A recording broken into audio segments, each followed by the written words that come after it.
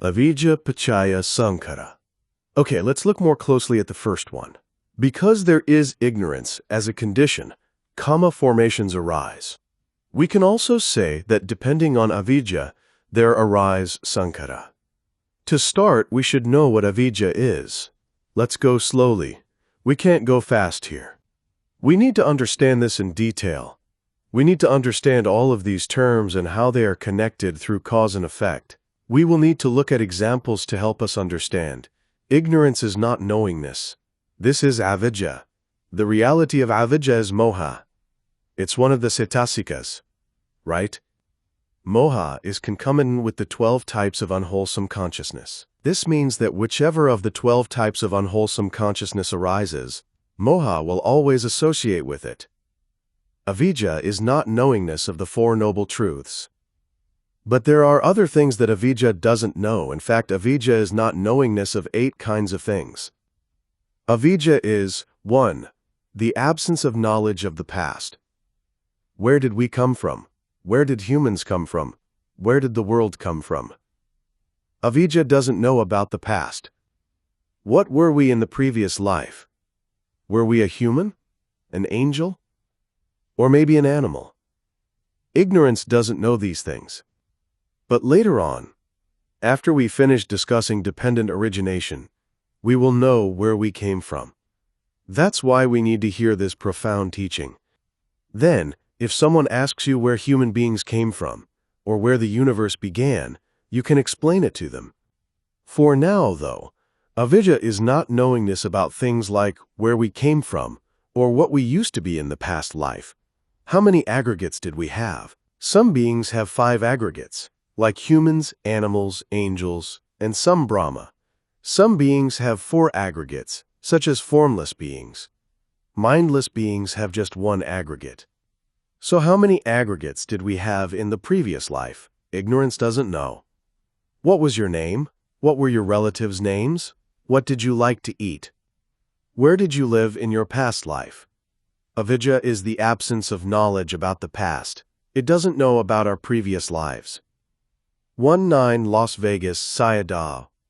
2. The absence of knowledge of the future. It doesn't know about the future either. After we die, where will we be reborn? Ignorance doesn't know. Will we be reborn as a human, an animal, a hell being, an angel, a god, a Brahma, a hell being, or a demon? What kind of bases, elements, and aggregates will we get in the next life? It doesn't know. 3. The absence of knowledge of both the past and the future. This isn't just about the past or the future. Ignorance doesn't know about both the past and the future. It doesn't know where we came from or what we used to be in the previous life, nor does it know where we will be reborn or what bases, elements, or aggregates we will have next. Ignorance doesn't know this. 4. The absence of knowledge of suffering. It doesn't know about suffering. What's suffering? What's it mean? As we already studied, birth is suffering. Wherever in the 31 planes of existence we have to be reborn, it is suffering. Decay is suffering. Death is suffering. Sorrow, lamentation, pain, grief, and despair are suffering too. We already know this, right? How much suffering do we have to endure when we stay in our mother's womb for 9 months? There is suffering. No one wants to get old, but we keep getting older and older every moment. This is suffering too. No one wants to die. Right? We can talk about this in more detail later, but for now I'd just like to say that ignorance doesn't know about suffering. It doesn't know that birth, decay, death, sorrow, lamentation, pain, grief, and despair are suffering. It doesn't know that association with the disliked is suffering. It doesn't know that separation from the liked or loved is suffering. It also doesn't know that not getting what we want is suffering. Our 5 aggregates, our mind and body, are just suffering. But ignorance doesn't know that, because ignorance doesn't know avijjā, paccayā, Saṅkhārā. In other words, dependent on ignorance, there arise karma formations. We think about something, we say something, or we do something. Right? We do this based upon ignorance. Later on, we'll talk about this more and look at examples of how karma formations arise because of ignorance. For now, though, I just 20 Avijjā paccayā Saṅkhārā want to explain that ignorance doesn't know about these 8 kinds of things. 5. The absence of knowledge of the cause of suffering. We could talk about each of these at length, of course, but here we're just talking about them briefly. Every phenomenon comes from a cause. Without a cause, there is no effect. As such, without a cause, there is no suffering. But ignorance doesn't know the cause of suffering. Maybe it thinks there's some other cause, but it doesn't know what the actual cause is. 6. The absence of knowledge of the cessation of suffering. Ignorance not only doesn't know suffering or its cause, but it also doesn't know about the cessation of suffering. It doesn't know how to extinguish and eradicate suffering. 7. The absence of knowledge of the way leading to the cessation of suffering. Ignorance doesn't know this. What have we been talking about here? The 4th through the 7th things are the 4 noble truths, right? See that? Avijjā doesn't know about the 4 noble truths. 8. The absence of knowledge of the law of dependent origination. This means that ignorance doesn't know paticca samuppada, or cause and effect. Avijjā is not knowingness of these 8 kinds of things.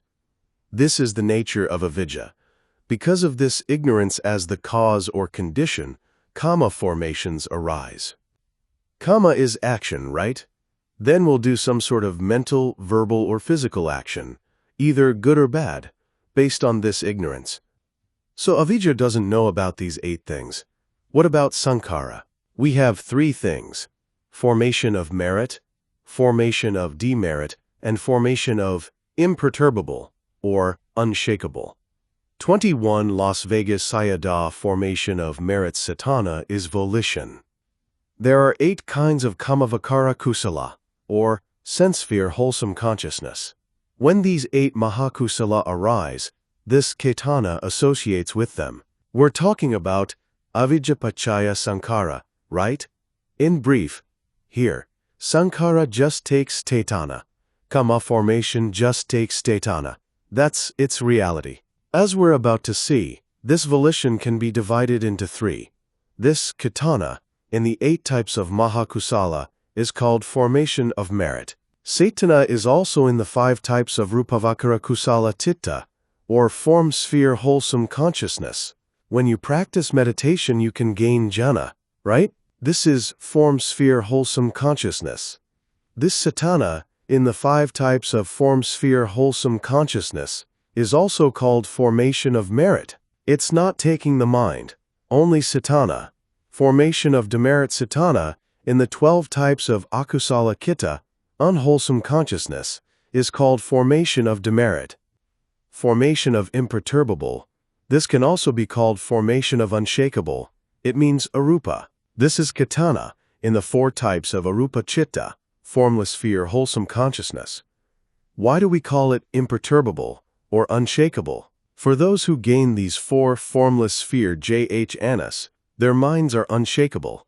They have very strong concentration. After they die, they have to be reborn in the formless sphere. This is because of their unshakable jhana. What I'm saying here is that because of ignorance, formation of merit, formation of demerit, or formation of unshakable can arise. We'll discuss how they arise next time, because time's up for today. Thank you for listening. Any questions about what we've studied so far? Q. What are the 3 planes? The sense sphere, form sphere, and formless sphere. In Pali, we have the 11 kamavakara, sense sphere planes, from the 4 woeful states, the 22 Avijjā paccayā Saṅkhārā human world, and the 6 celestial worlds. We also have the 16 planes of the form sphere, or rupavakara, and the formless sphere, arupavakara, has 4 planes. Briefly, we say we have 3 planes, kamavakara, rupavakara, and arupavakara, but in detail we have 31 planes. Q. Does not to be fond of busyness mean not to work? No, it doesn't mean that. It refers to small things to keep you busy. This includes things like drawing pictures or planting flowers. Busyness, not business, not your work. It's necessary to work.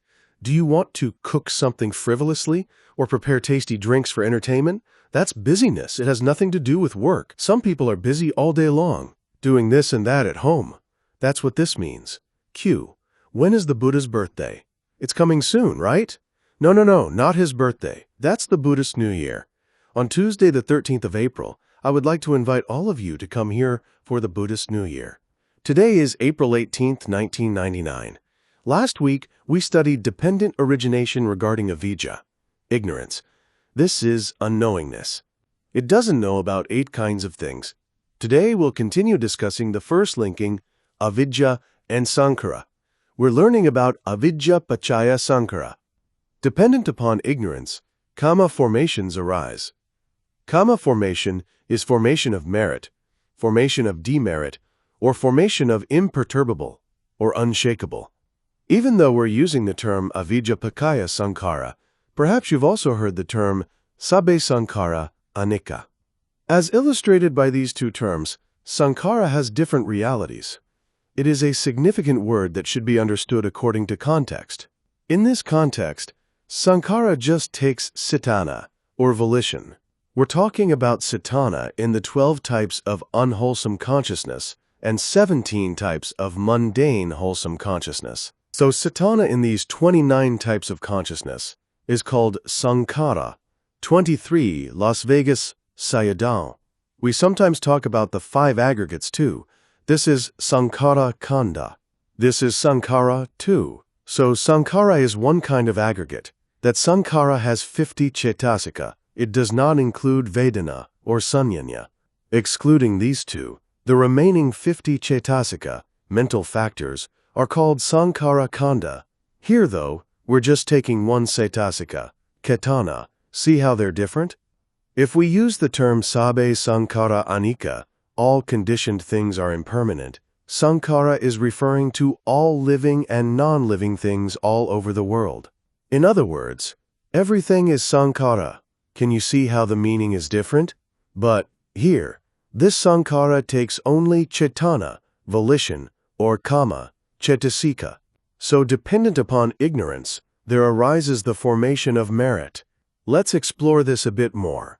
We sometimes practice generosity, observe 5, 8, or maybe even 10 precepts, and we practice both tranquility meditation and insight, vipassana meditation. Generosity, morality, and meditation is formation of merit, right? But it's based upon ignorance. What do I mean? It's not that we only do evil things because of ignorance. There is ignorance, even as we do meritorious things. This is because, as ordinary worldlings, ignorance is buried deeply within us. It lies latent. For example, most people don't understand suffering. We learned that ignorance doesn't understand the 4 noble truths, right? Among the noble truths, one of them is suffering. There's the cause of suffering too. But ignorance doesn't know this. We're not just talking about other people here. Before we understood realities, perhaps we did something generous, maybe offered a donation to the monks or to the temple, a church, a school, a hospital, or maybe a homeless person. But perhaps you were thinking, this is good merit. If I die, this merit will cause me to be reborn a good and wealthy person. Maybe I will be reborn as an angel in heaven. There's desire in there, right? Come make a donation with me. That way, we can go to heaven together. Because this thinking depends on ignorance, even an act of generosity involves the failure to understand suffering. When being generous, some people say if we're generous, we don't have to worry about the next life, we'll be rich. That's true. But isn't part of your motivation to be rich? This is because of your ignorance. 24. Avijjā paccayā saṅkhārā. What does this example have to do with suffering? If you have to be a human being or an angel again due to your generosity, there will be birth. Birth is suffering. Decay is suffering too. We can't avoid these kinds of suffering.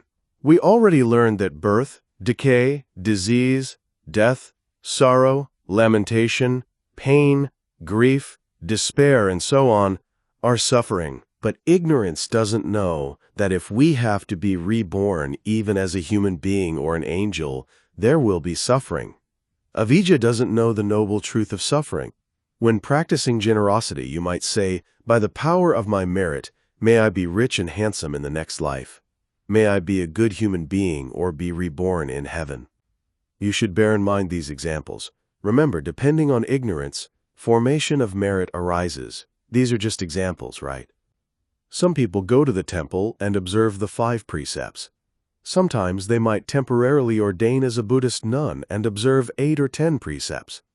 Mostly, these people think, because I came to the meditation center and observed the precepts, I will become a good, rich person when I die.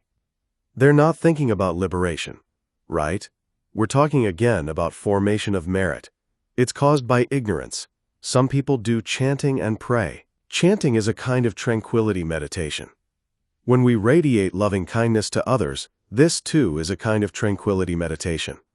Whether we do chanting or sit in meditation, if we still want to be reborn as a human being, or perhaps even as an angel or a god, then it is dependent upon ignorance. We have to remember that karma formations arise dependent upon ignorance.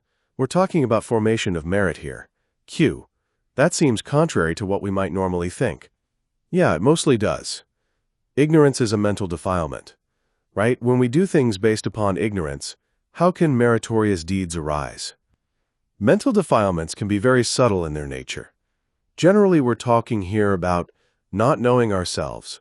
For this reason, the Buddha said, whatever you do that's good, generosity, morality, or meditation, wish for liberation. This is very important. Otherwise, Avijjā paccayā Saṅkhārā. If you wish for liberation, by the power of my merit, my offering, my virtue, or my meditation, may I attain liberation. Ignorance becomes wisdom. 25 Las Vegas Sayadaw. So whatever you do, do it with wisdom. Don't do it with ignorance. This is why we need to study. Without an understanding of dependent origination, our daily actions will be based upon ignorance. We've been talking about how dependent upon ignorance, formation of merit arises. Now let's look at formation of demerit. We have 3 kinds of Saṅkhārā. Saṅkhārā is formation, right? We have formation of merit, formation of demerit, and formation of imperturbable. These are the 3 kinds of Saṅkhārā. So dependent upon ignorance, formation of demerit arises. This one is very clear. What is formation of demerit? We commit evil deeds through our body, our speech, or our thoughts. In other words, we do evil things physically, verbally, or mentally. We've already studied demerit many times, right? We commit these things physically, verbally, and mentally. What are they? We have 10 kinds of demerit. 1. Killing. 2. Stealing. 3. Sexual misconduct. We commit these evil deeds through our bodily actions. Why does someone commit these evil bodily actions? Because of ignorance. It is because ignorance doesn't know about realities and the 4 noble truths. If a person kills, steals, or engages in sexual misconduct, in this life he suffers whenever he thinks about his behavior. He may find himself punished by the law too. And, in the next life, this evil behavior may lead to a rebirth of suffering in the woeful states. But ignorance doesn't know this, because it doesn't know about what will happen in the future. Ignorance doesn't know about the consequences of evil actions. So, dependent upon ignorance, there is formation of demerit. This is talking about physical actions, right? As for verbal actions, there are 4 kinds of evil verbal actions. Remember them? I would like you to remember these. 4. Lying. 5. Slandering. 6. Harsh speech. 26. Avijjā paccayā Saṅkhārā. 7. Vain talk. These are the 4 kinds of evil verbal actions. Why do people talk like this? Because of what? Ignorance. Due to their ignorance, instead of saying good things or doing something meritorious like chanting, people just talk about vain things, lie, or say bad things that cause problems for themselves and others. They don't know how to talk, right? This is because ignorance doesn't know what will happen in the future. If I talk like this, I will have to suffer because of it. Ignorance doesn't understand this. It's not the person, right? It is ignorance that doesn't know. It doesn't know that the way he talks is the cause of suffering. Ignorance doesn't know suffering. or the cause of suffering. For that reason, he keeps talking and talking and talking, vainly. So, dependent upon ignorance, formation of demerit arises. How about mental actions? Remember these three. 8. Covetousness. 9. Ill will. 10. Wrong view. These three things regard the mind.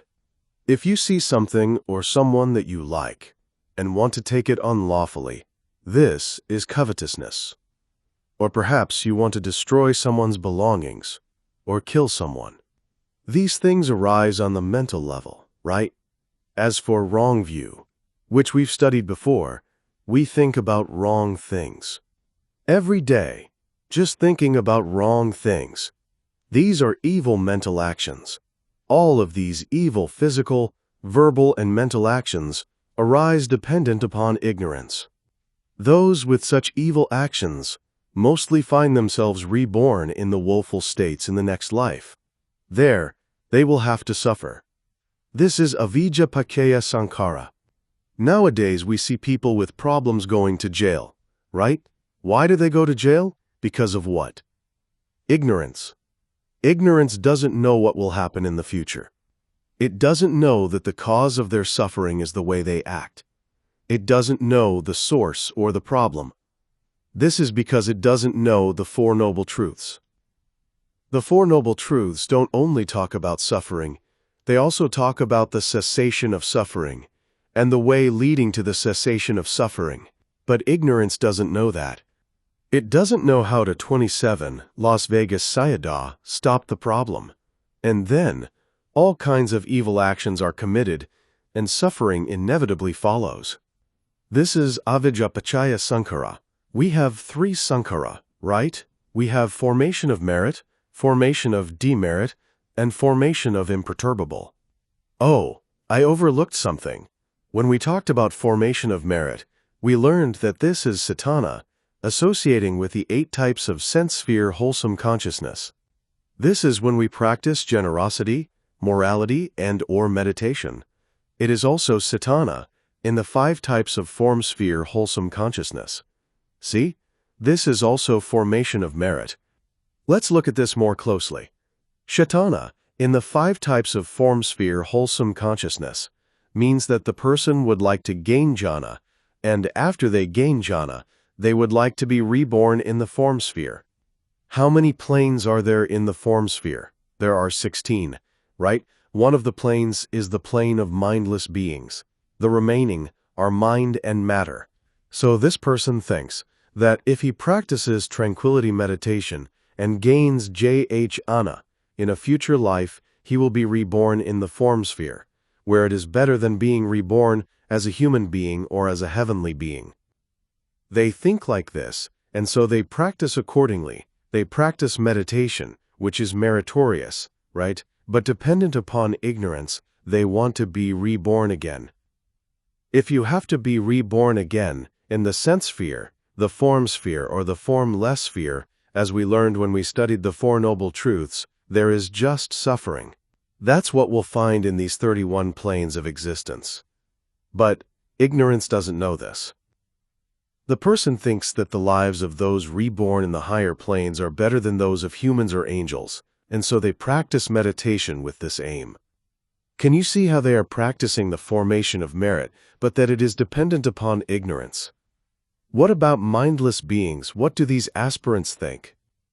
They think that they have to gain the 5th jhana in order to be reborn as a mindless being.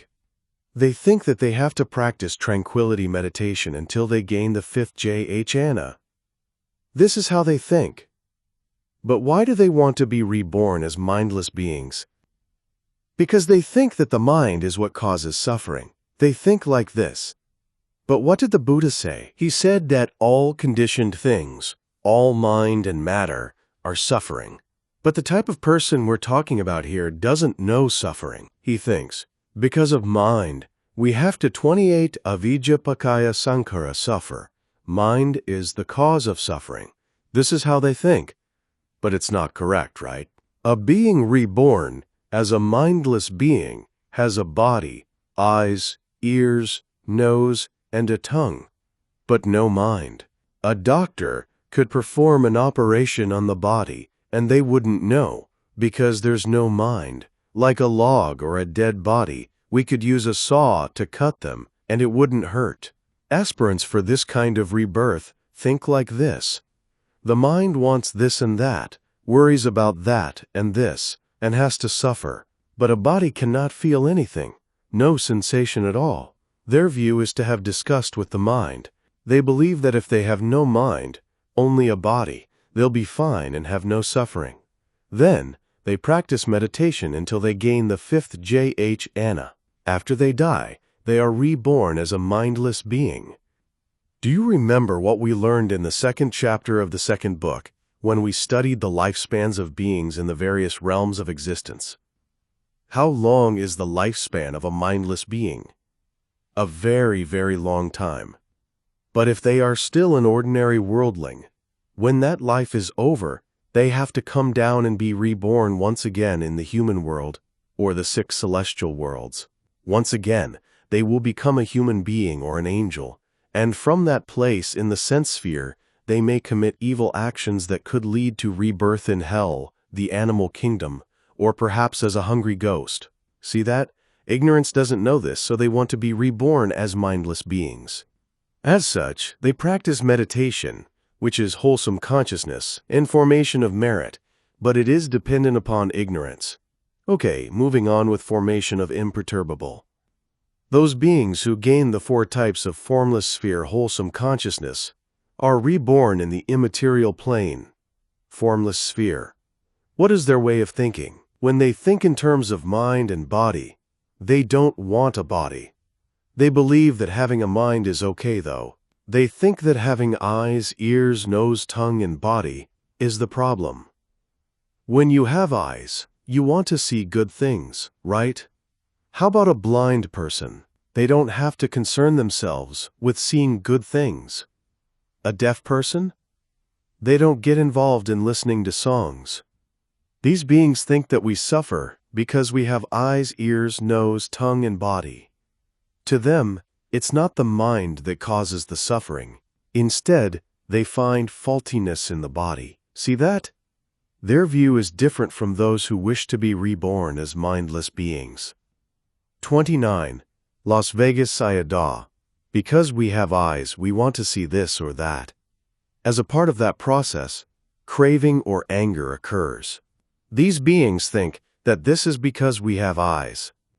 Every day, from the time we wake up until the time we fall asleep at night, if we lack wise or proper attention, everything attractive that we see leads to craving. Oh, very beautiful, I want that. This occurs right away. On the other hand, if we don't like what we see, anger arises in the mind. Can you see their perspective regarding the eye? It just leads to craving and anger arising. If there are no eyes, then there are no mental defilements, no craving and no anger arise. These beings think like this. What about the ear? If you have ears, what do you want to listen to? You want to listen to attractive sounds, like songs and music. Then, craving arises in the mind. Or, if you dislike a sound, there's anger. This is the nature of human beings, right? Without mindfulness, awareness, or proper attention, craving or hatred arises over and over.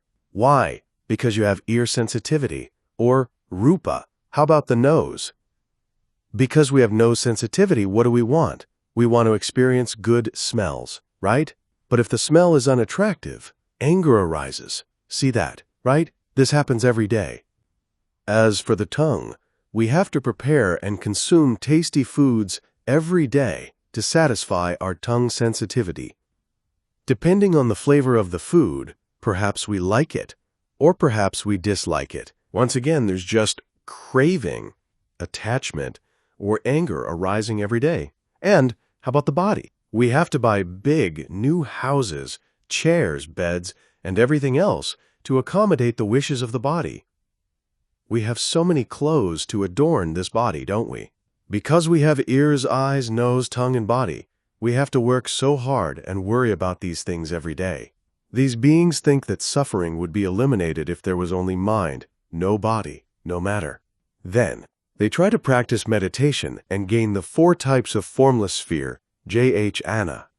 After they die, they are reborn in the formless sphere. As such, they have only consciousness, just mind, no body, in accordance with their wish and desire. However, the Buddha said that, although a being may be reborn street in the 31 and highest plane due to the power of his merit and jhana, if he is still an unenlightened, ordinary worldling, he will have to be reborn as a human being or a celestial being after that lifespan is over. See that? And from the sense sphere realm of humans and celestial beings, he could commit evil deeds that could lead to a future rebirth in the woeful states. 30. Avijjā paccayā Saṅkhārā. These beings don't understand suffering or the cause of suffering. They don't know the future. Because of this ignorance, they practice meditation in an effort to gain the formless sphere. We've been studying ignorance since last week, right? People like us have small things. That is, our belongings may be few and minor, but we still attach to these small things. What happens if we have to leave our belongings for a week or even a day? We worry so much about these things, right? The more things we have, the more things we have to worry about. The more we have attachment and craving, the more we have to suffer. And when we die, we have to depart and leave behind the things we like. We suffer as we are confronted with this reality. Angels and Brahmas have much more happiness and good things in their lives than we do. But how do you suppose they feel as their death approaches? Think about this. They don't want to die, but they still have to. What do we call that? Suffering. Death is suffering. It is ignorance that doesn't know the 4 noble truths or about what will happen in the future. Beings yearn to be reborn as a human being, a rich person, an angel, a Brahma, a mindless being, or perhaps as a being that has only consciousness and no body. This is because of their ignorance. So please remember, Avijjā paccayā Saṅkhārā. In this context, don't think that ignorance, avijjā, is the cause, and karma formation, saṅkhārā, is the effect. It's not that ignorance produces karma formations. It doesn't produce. Rather, it supports. Ignorance supports saṅkhārā to arise. Avijjā is moha, and saṅkhārā is cetana, right?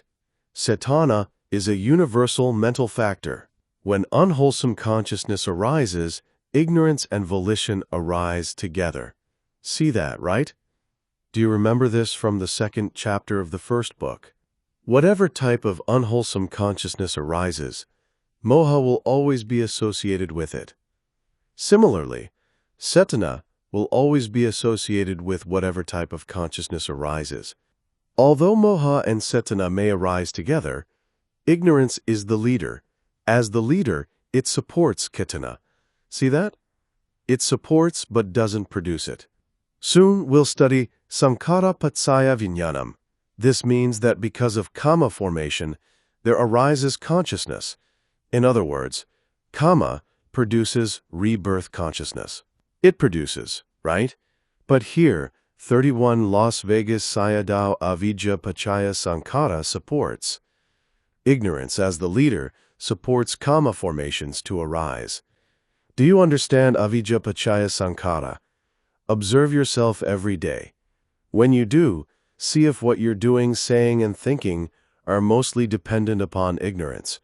We have to change avijjā to vijja, ignorance to wisdom. What do we have to do? Whatever you do, generosity, morality, or meditation, just wish for liberation or nibbana. Some people don't understand this. They say, if you don't wish for anything, you don't get anything. They worry that they have to wish for a good rebirth in order to have a good future life. But the Buddha didn't teach like this. Even if we wish for liberation, nibbana, we will have to be reborn again in line with nature. If our virtue perfections have not yet been fulfilled, you don't have to worry about future lives. As you make contributions, i.e., practice generosity, you should be reborn in a rich family. As you have good conduct, i.e., practice morality, wherever you are reborn, you won't have to worry about your health or your life. You'll have good health and a long life. This is the nature of karma. If you gain jhana, as you practice meditation, there will be rebirth in the Brahma world. If you don't gain enlightenment, because you practice vipassana meditation, your wisdom is developing every day through the cultivation of insight.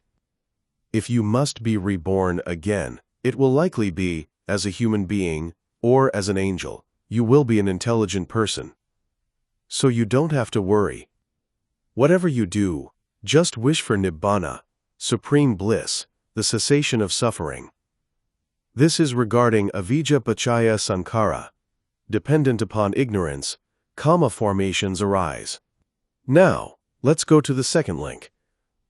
32.